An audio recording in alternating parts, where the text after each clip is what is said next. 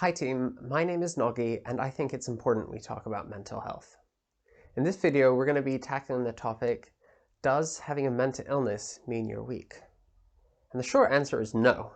Having a mental illness does not make you weak. Mental illnesses does not in any way equate to weakness. Now I'm weak and I have a mental illness, but if we're all honest, we all are weak. We all have weaknesses and we all struggle through life. And having a mental illness doesn't cause weakness, and it doesn't equate to weakness. And if we think that it does equal weakness, it's both untrue and damaging, and it's really bad. So my younger self wanted to be really strong. And this is when I was in high school. I thought I really wanted to be a strong person. And what that meant to me was I couldn't have any weaknesses. I needed to weed out every single weakness in my life, and then I would be a strong person. And that included not showing emotions like sadness or shame or even disappointment. And obviously, that's kind of dumb. But I had a whole list of emotions I kind of categorized as weak emotions, so I wasn't allowed to feel those. Now, yeah, as I say, that's wrong, and it is dumb, but it's what I believed. And it's what a lot of people believed, and I still have to fight those feelings today. So to kind of highlight the craziness of this, I'm going to tell you a story once when I broke bones in both my feet at the same time. Now, I wouldn't recommend breaking a bone in one foot, let alone both at the same time. Terrible idea. And it hurt so badly. Every day, all day, I was in so much pain. And I just remember sitting in class being overwhelmed by this intense, searing pain coming from both my feet because I was walking around on them all day with broken bones. But I also remember I prided myself in my high pain tolerance. And for me then to be strong, I had to totally deny any emotions of kind of like, oh, I'm struggling, or I need help, or I didn't want to kind of accept that it was affecting me because I thought that's what a strong person would do. Obviously, that's a really bad idea, but it's what I did because I wanted to be strong and hated the idea of being weak. And having 2 broken bones also meant I was missing 4 weeks of rugby season, which sucks. But 2 weeks into that period, we had our big rugby tournament, and I really didn't want to miss it, but I was injured, so obviously I would. But then the guy who played my position as well, he also got injured. So I kind of went to the doctor. I was like, look, is there any way I can play? I know I'm supposed to be off for another 2 weeks. And the doctor said, okay, well, your bones aren't that badly broken, so you're going to kind of hurt them, but you're not going to do serious damage. So you can play if you want. You'll just have to reset the 4-week waiting period. So I played in the all-day rugby tournament, and it was so painful. I mean, my feet hurt really badly when I was just walking around, let alone sprinting, and let alone kicking on the bones that were broken. It hurt so badly. I remember in between games just sitting on the floor being in so much pain, at the end of each game kind of collapsing. I mean, oh. But when I was in the game, I was in the zone, so I didn't feel any pain when I was in the game. But before and after, it was so painful. It was a crazy day. And I remember that night kind of coming back to school and feeling so angry. I was angry at a weird disallowed try we had. I was angry at our poor performance. And I think I was just angry because I was in so much pain. Now, in hindsight, I think there was a lot more emotions than anger. I was feeling frustration. I was feeling disappointment and shame. And who knows what else, but I do know that at the time, I wasn't really willing to process those emotions because those were kind of weak emotions. I mean, I was a teenage guy. We're really bad at emotions, particularly, when we're younger. And I just felt so much anger, but also an aversion to kind of weakness.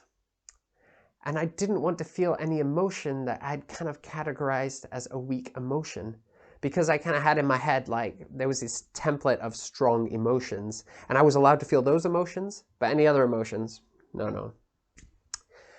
And hopefully this kind of paints a picture of what's called cognitive dissonance, and why I experienced that when I started struggling with mental illness. So cognitive dissonance is when you have 2 ideas, and they're totally contradictory, but you kind of still hold on to them both. So my 2 ideas were, 1, I was a strong person, and 2, mental illnesses were for weak people, but I had a mental illness. So you can kind of see why there was some dissonance there, because those 2 things, I couldn't believe both of them. So I kind of had three responses to this. The first initial one was just, well, let's just pretend I don't have the illness, and maybe my depression will go away magically. This is a terrible idea. And depression is a real illness. And if we treat it as a real illness, we don't want to be ignoring it and pretending it goes away. It's just a really bad approach, but it's what I did. And the second response was to think, okay, I have depression, it's real, but I can't let anyone know. I have to beat it quickly and quietly because that's what a strong person would do. And if I was weak, I would suffer through it. But if because I'm strong, I'm going to beat it quickly and quietly and go it alone. Obviously, this is a terrible response as well, but it's what I did, and it really hurt because I was struggling so much with depression. I was already isolated. There was already so much turmoil. But then on top of that, I compounded it because I felt like I had to do it alone to be strong. Because if I didn't, I would be a really weak person. And this is really terrible. So the third response, one which I'm trying to work on now, is to actually just accept that it's okay to struggle with mental illnesses. Like, it's not a good thing to struggle with them, but it's okay. They're not a sign of weakness, and they're not a cause of weakness. Struggling with a mental illness is a sign of a messed up world. It's a sign of being human in a really messed up world. It's nothing to do with weakness. Mental illnesses shouldn't be and can't be equated with illness. That's going to cause so much problems. It did in my life, and it does to so many other people. Now for me, it's been so difficult to accept that I am weak. Because we all are. I have so many weaknesses. I have strengths too. But we all are messed up, and we all struggle if we're honest. And the world is a really messed up place. But mental illnesses are not a sign of weakness. They're a sign of the messed up world we lived in, and human beings kind of responding to that. Now, when I was younger, my idea of what strength is was so messed up, but I thought it was kind of denying or getting rid of all your weaknesses. Now I kind of realize that actually true strength is accepting that you have weaknesses and reaching out for help, because we all are really weak and we all really need help in life. We all struggle through it. And mental illnesses and having those emotions can't be equated with weakness. And unfortunately, myself and everyone really kind of do associate mental illnesses with weakness. And you might not know that if you've not been on the receiving end of that, but it's very true. Now, if we're going to treat mental illnesses as real illnesses, which we should be, medically speaking, then we kind of have to take them more seriously. Because consider like the ailment I had when I broke both my feet. Nobody in their right mind would say, oh, he's weak, he broke both his feet. Like, they're just not equated with weakness like that. That makes no sense. Now, you could argue the prideful way I responded to having broken feet was a very weak show, which is fair enough. But the actual breaking of the feet, that's not a sign of weakness, right? Sporting injury. But when it comes to mental illness, we're so quick to say, oh, that's a sign of weakness, that illness. So I think we need to kind of treat mental illnesses the way we do some other ailments and say, actually, it's not a sign of weakness. Sometimes how you respond to it could be say, oh, they did that with strength or weakness, but having it is not a sign of weakness. And this is really important because unfortunately it's really common and pervasive and destructive. So at this stage, I kind of want to talk about emotions because we kind of suck at emotions as guys. Now this is for everyone, but particularly guys, hear me out. It's okay to have emotions. It's a normal part of being human to feel things like anger, fear, frustration, to be sad. These are normal things, okay? We need to accept that we're humans and just roll with those emotions. You would not believe how often as guys we try and deny those, suppress them, and it's a terrible idea. And this is really important because emotions and how we treat them is really linked to how we think about mental illnesses and how we interact with them, both when we're struggling and when we observe other people struggling. So the other week, my mom was telling us kind of a bit of a family history, and she got to talking about her grandfather, my great-grandfather. And as with pretty much all guys his age, he was involved in World War II, pretty much everyone his age. And he was also part of the groups that kind of freed some of the extermination camps in Europe. Some truly like grisly, terrible, terrible things. And they saw things mankind is just not equipped to see. They saw really, really messed up, some of the worst and most destitute things humans have ever done. They were there to witness that firsthand. And when they got back from the war, they couldn't talk about it. Nobody talked about the war. Nobody talked about the emotions. Nobody talked about what happened.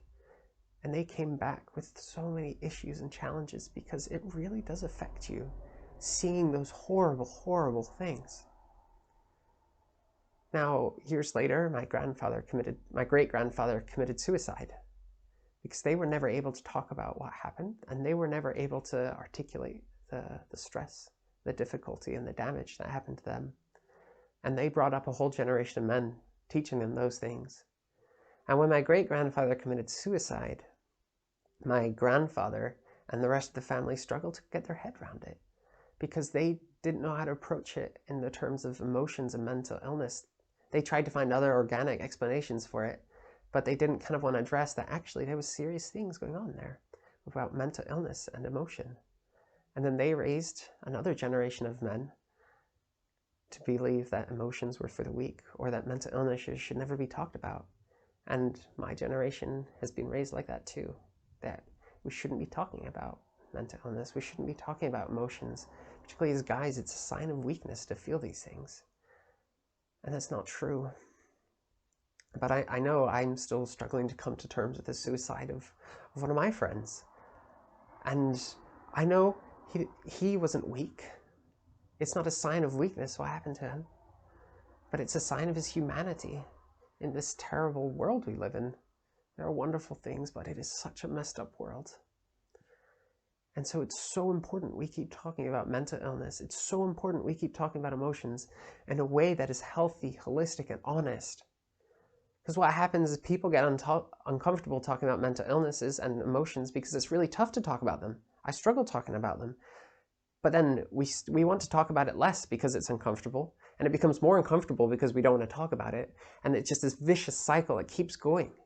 And the only way to kind of snap out of that is to proactively step in and say, I'm going to do the uncomfortable thing. I'm going to process emotions. I'm going to talk about mental illness in a really healthy, honest, and holistic way.